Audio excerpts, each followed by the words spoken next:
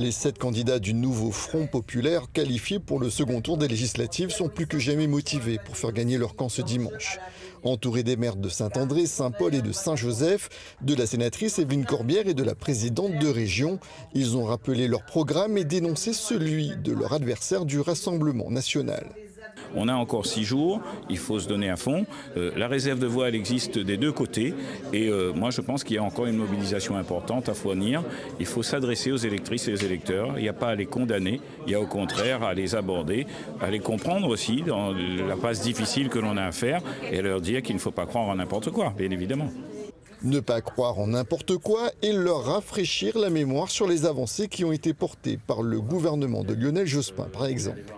Les Réunionnais savent aujourd'hui par cœur qu'est-ce que c'est une carte vitale. Les Réunionnais savent qu'est-ce que c'est l'allocation de rentrée scolaire. C'est cette gauche plurielle qui a apporté tous ces avantages à l'époque, tout ce que, à l'époque, la droite Balladur voulait supprimer. Cela a été amplifié sous Lionel Jospin. Nous devons avoir des moyens pour l'éducation nationale. Tout à l'heure, Frédéric Mailleux a parlé notamment des REP+, que l'on voudrait supprimer. Mais aussi le départ de l'âge de la retraite repoussé à 64 ans, voté par le RN, leur volonté de restreindre le droit des femmes ou encore le refus du parti Les Pénistes de porter le SMIC à 1 600 € net.